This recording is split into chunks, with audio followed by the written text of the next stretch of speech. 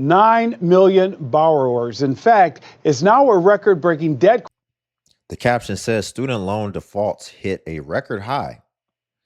And like he just said here, he said over 9 million borrowers have basically defaulted on their student loans, which is up from 5.3 million in June of last year.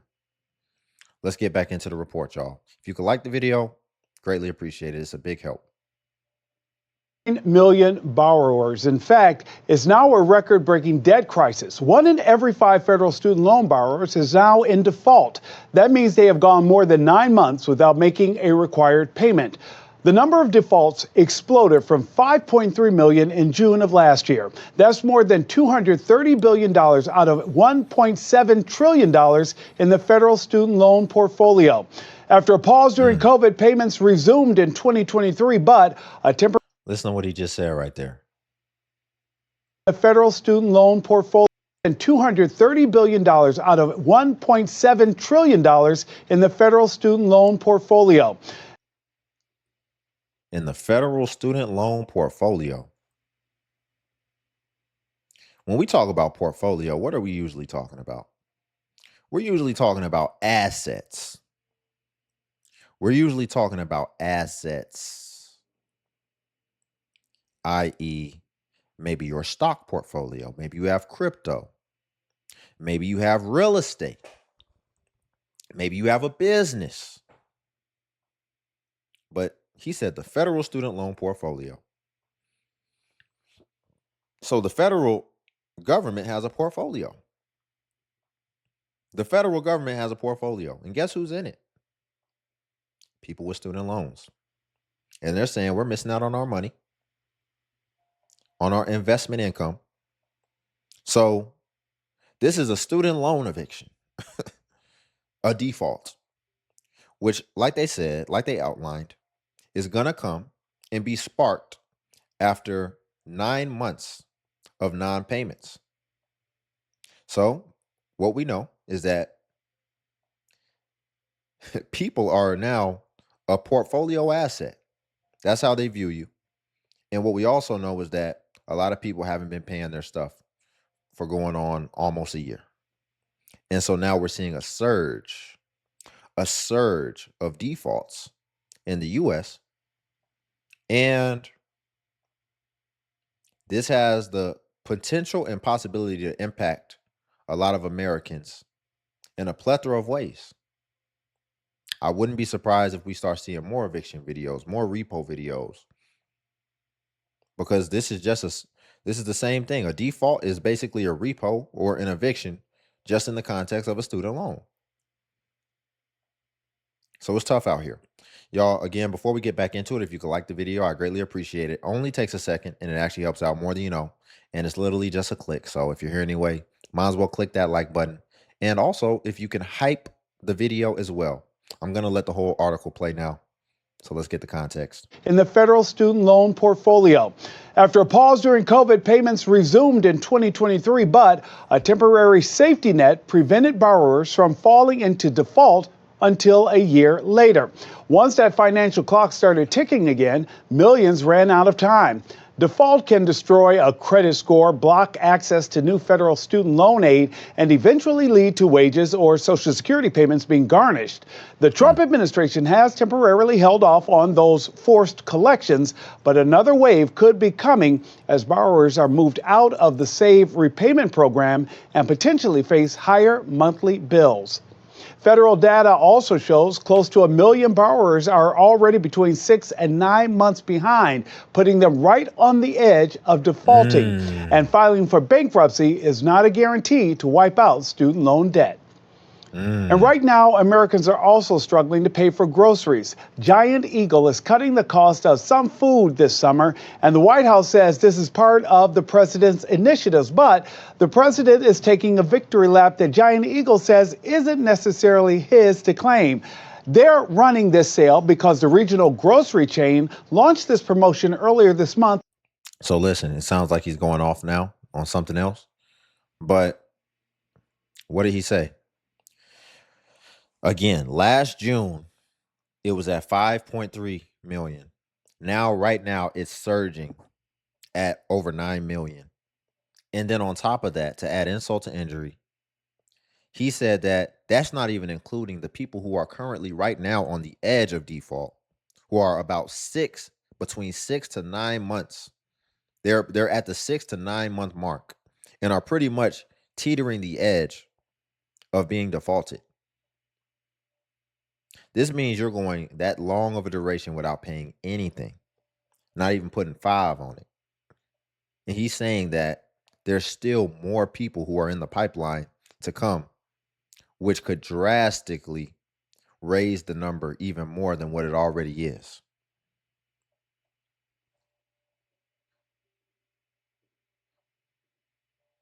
If you have Mohela like I do, and you were in the Save Plan like I was.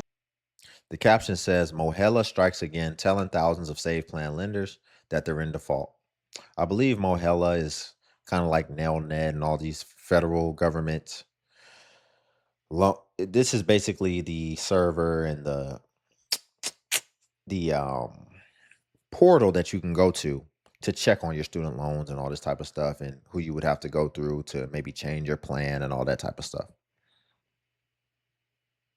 If you have Mohela like I do, and you were in the Save Plan like I was, then maybe, just maybe, you got a notice from them today saying that you're about to be in default. No, Mohela, what I'm about to do is crash out on you. Because how do I have accrued interest and accrued payments and delinquent payments and I'm about to be in default when on the Save Plan my payments were paused? The amount I owe is 0. Yeah. Litigation, lawsuits. Shout out to the Debt Collective for bringing this to light, because I too woke up to this message from Mohela, this wrongful message claiming that I've missed months of payments and I'm now delinquent and on my way to being in default. This isn't true. It's a whole lie. And the folks getting this message were either enrolled in the Save Plan and have Mohela. That means we've all been in forbearance for months with student loans on complete pause due to litigation.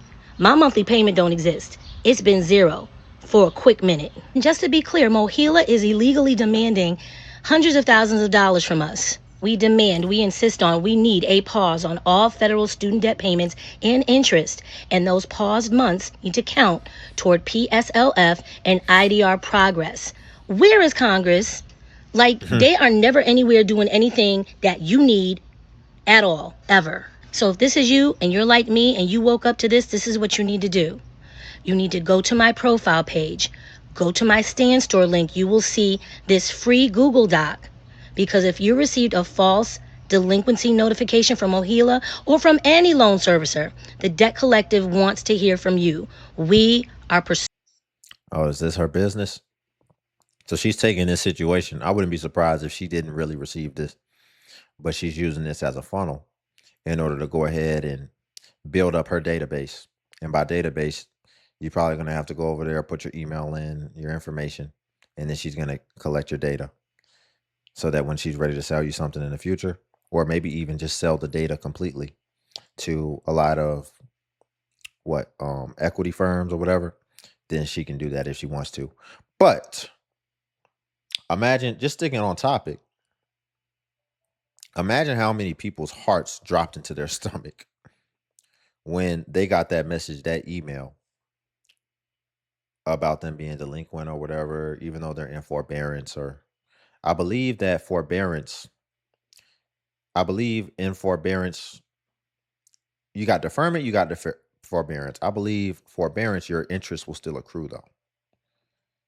I believe that is the case with forbearance. But I know a lot of people were stressed when they seen that. Staggering number of North Carolinians are sinking into student loan default. Take a look. New data shows nearly 300,000 borrowers in the state are in default, collectively owing nearly $8 billion. About half those people, owing an average of just over $26,000, have gone into default since last September, so it's been a recent thing. Advocates blaming the spike on confusion over federal repayment plans. Staggering number of North Carolinians are sinking into student loan default. The student loan debt crisis is so yesterday because we're now entering the epic of the student loan default crisis, as a record-breaking nearly 10 million student loan borrowers, or 1 in 5, are defaulting on their loans. So for those who don't know, defaulting on a student loan means that you haven't made a loan payment for at least 270 days or 9 months. And given that working people are the ones most likely to have to take out loans for themselves or their kids to pay for higher education, these are the people bearing the worst effects of a splintering K-shaped economy right now. It absolutely tracks that these same folks can't pay back their student loans. Because if you're already struggling to pay for food, healthcare, and housing, things that are a matter of immediate survival, even the most serious consequences of defaulting on a student loan isn't half as threatening as starvation or eviction. Man, some people, they're really going to be in the thick of it. They're really going to be in the thick of it. And what I mean by that is, imagine you're going to school, you're in college, and you're just enjoying it. You're meeting everybody, you're having a good time, you're drinking, you're partying. Things is great. You don't got a care in the world.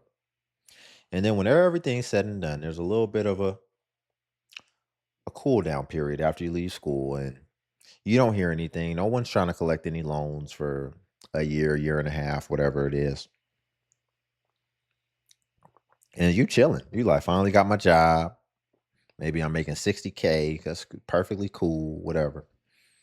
And then all of a sudden, one day, you see the email that your student loans are going to be restarted very soon. Your student loans are going to be restarting very soon, in about 60 days. So log into your portal if you want to see the plans available to you and what you're going to be paying. Then you go log in your portal. And when you log in your portal, you go through each little thing. Maybe it's 2 options. The first option, you're like, I'm going to have to pay $1,400 a month.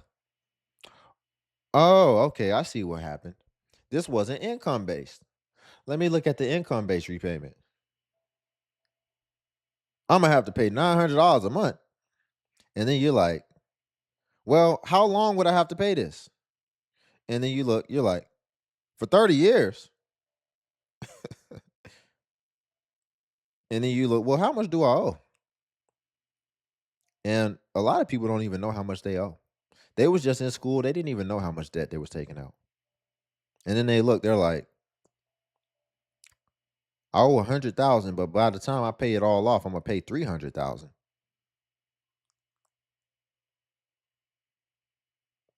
And that's extreme. I don't know if the ratios are in those proportions that drastic, but it could depend, especially if you have private student loans. But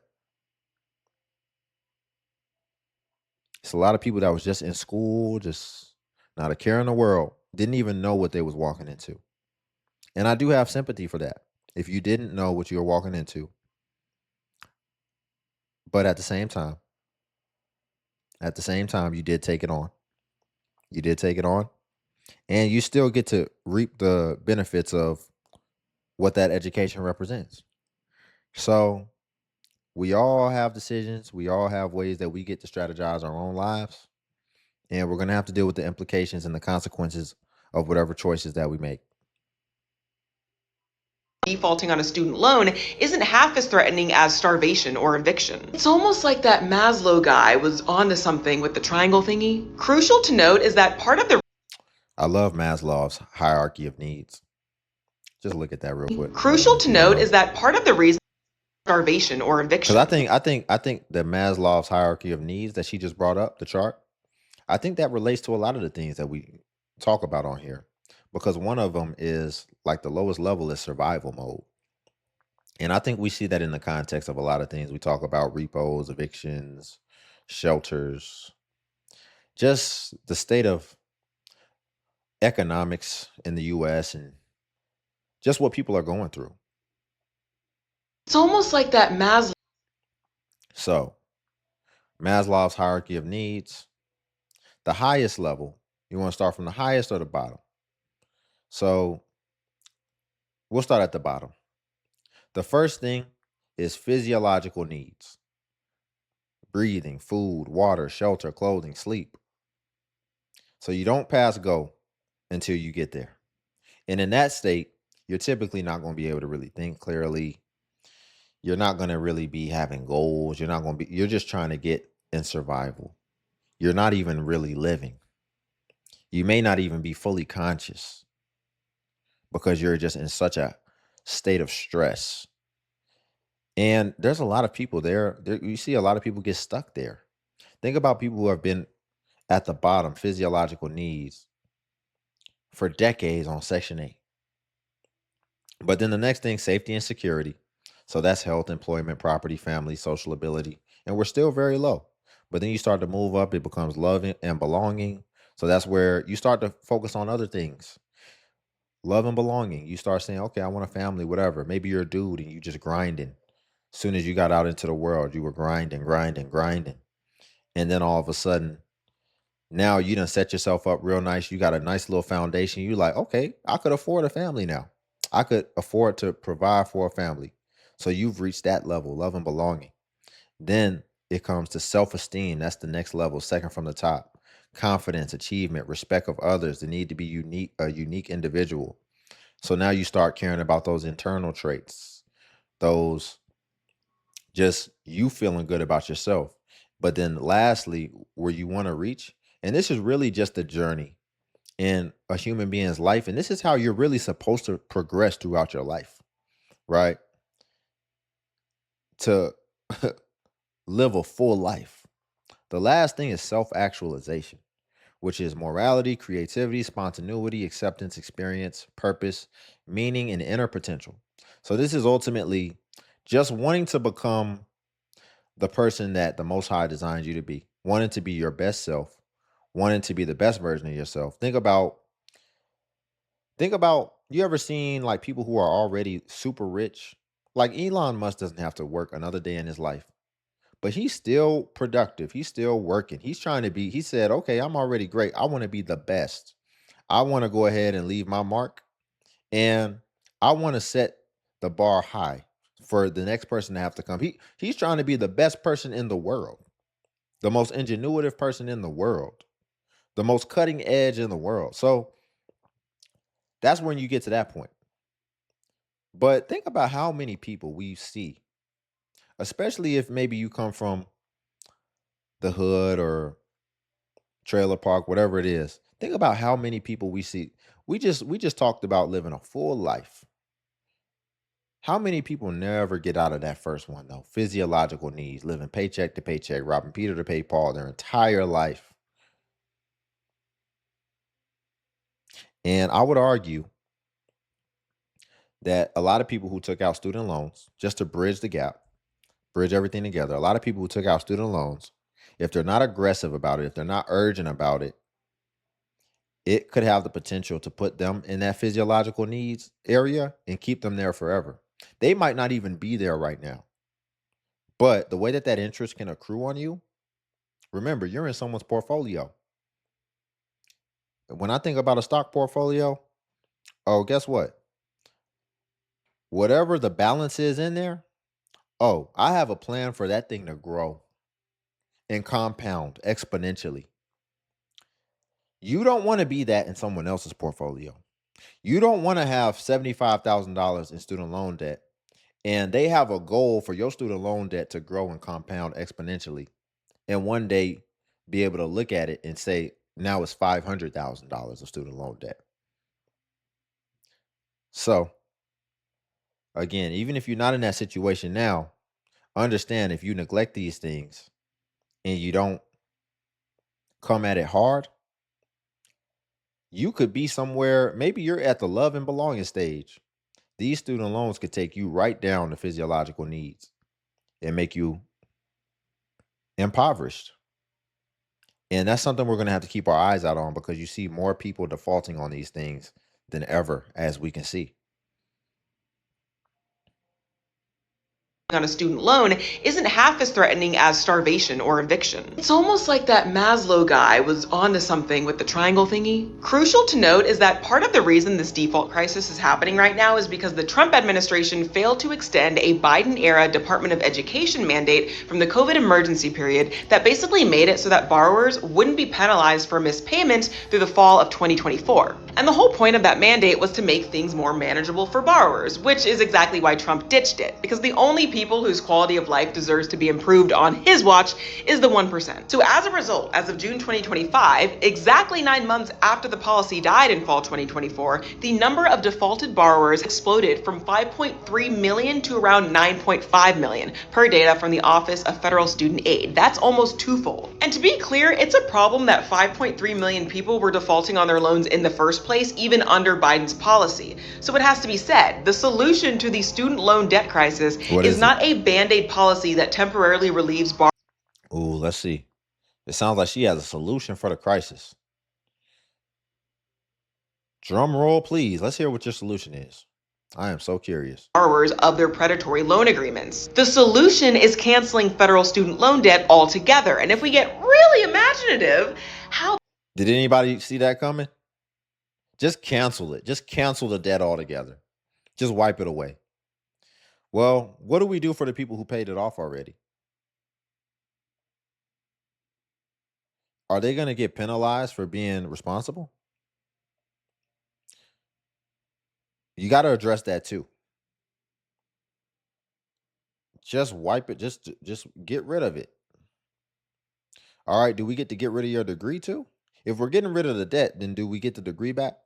And you can't be coming to jobs leveraging it, talking about you got a degree in this, and that's why I'm better than this candidate and why you should pick me. You got to get a degree back too. And because it's going to have to be some consequence for it. So you'll just have to face the consequence of wasting your time in school or whatever and having no degree to show for it.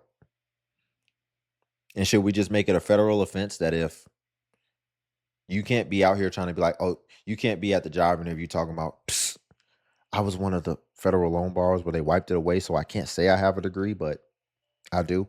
Should we make that a federal offense that if you get caught doing that, then you got to face 10 years in prison?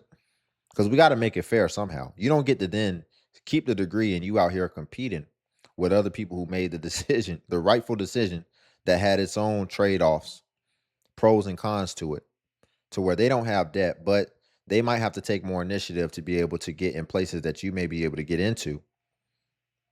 You don't still get the advantages of it. And you just want the stuff wiped away. And you want a free degree when, like those two things I said, there's a portion of people who have already paid it or paid on it. And then also you would still be able to leverage it and capitalize off of it, but you ultimately have no skin in the game. But I knew that was going to be her solution. I don't try to jump to conclusions, but I knew it. The solution is canceling federal student loan debt altogether. And if we get really imaginative, how about we make college more affordable in the first place by reallocating something like, I don't know, defense spending to education? What a pleasant concept. How more affordable? Well, you're saying to wipe it away. So even that's not fair. So you've already taken your student loan debt, so you should get yours wiped away. But then for the rest of people who are going to be going to school, moving forward, it should just be affordable for them. So you went and got your degree, and now your balance gets wiped to zero. But then for other people, if they would have spent $100,000 on their student loans, we should just make it affordable, make it to where they got to pay $30,000. But people still got to pay. See, that's the dilemma when it comes to wiping away the student loans. If we wipe away all these 9.3 million, which these are just the defaulted borrowers, if we wipe away millions of people's student loans, then we basically just gave them a free education. But then, so you're privileged now. You done turned your decision that you made into you actually being privileged, because the schools aren't then just going to keep making education free moving forward. So then it's going to be people who have to pay moving forward. It's just not fair. It doesn't make sense. And we got to be kind of objective here. We got to be fair. I get it. You probably have student loan debt, so you're biased. You would love to see that happen on your own behalf. And I'm never going to ping somebody for advocating on their behalf for their best interest or for their family's best interest. Try it. Go ahead. But logistically and practically, it just doesn't make sense. by reallocating something like, I don't know, defense spending to education? What a pleasant concept. However, since the bar is indeed in hell, Band-Aid policies are better than nothing, and they've certainly been better than the punitive something that Trump is bestowing upon us. Because requiring payments again is one thing, but to force borrowers to make larger payments than ever is period point blank punishment. And this is exactly what is happening, as the current admin has decimated the SAVE plan, which was the most affordable income-driven repayment plan offered by the Department of Education. Without a doubt, the absence of the SAVE plan will lead to people falling behind on these bigger payments that they have to make under the new plan that they choose. And with every payment missed, they'll be closer to facing the consequences of defaulting, such as a wrecked credit score or garnished wages. But are these the consequences of an individual defaulting on a loan, or the ramifications? She said it's a punishment now having to pay. That was the end of the clip. Having to pay more on their student loans. And especially she then compared it and differentiated it with the SAVE plan, which was Biden's plan. Understand this. A lot of people aren't taking their student loans serious, and they're not really trying to get it off their back. So making the payments more aggressive is actually helping you, because now you're addressing more of the principal instead of you just paying all that on interest or paying nothing and watching the interest grow. That's actually best for you long term, of you finding a way to do that and then having to budget the rest of your money. And I get it though, because it gets complex when you put taxes in the mix, because it's like, dang, we already got to pay all these taxes. But if you didn't know, I'm not a financial advisor, but I believe you can actually write off your student loan interest on your taxes. Just regular people can do that. But then remember, my main point is that people wasn't taking their balance serious. And it was even to the point, understand, on the SAVE plan, there was a large segment of people. The SAVE plan was so crazy that you had people on there who literally weren't paying anything. The SAVE plan enabled people to pay anything.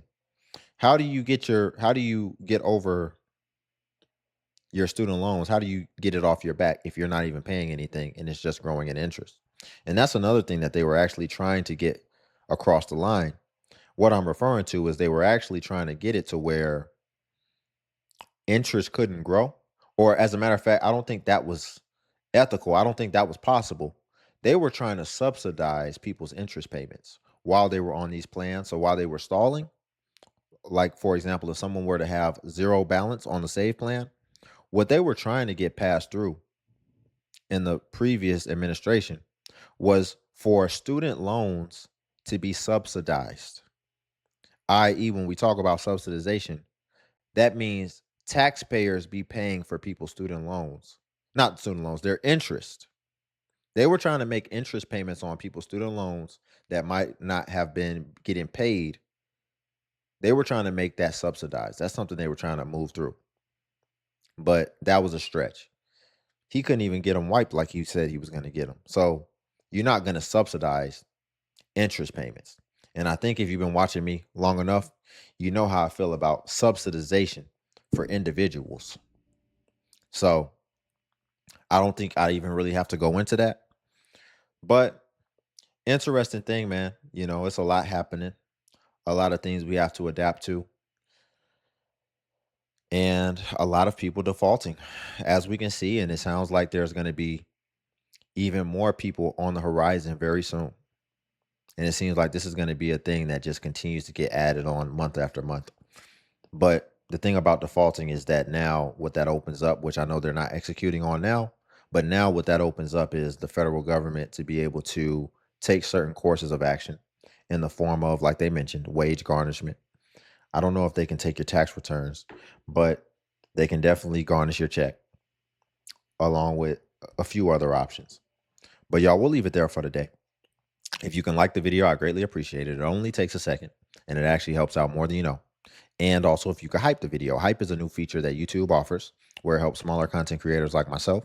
And basically, when you hype, it actually pushes us to the extent that it pushes the larger content creators. So you just press the hype button and it shows the points. And since I'm a smaller creator, a smaller channel, we actually get more points per hype. And hype was designed for smaller channels, so that's why.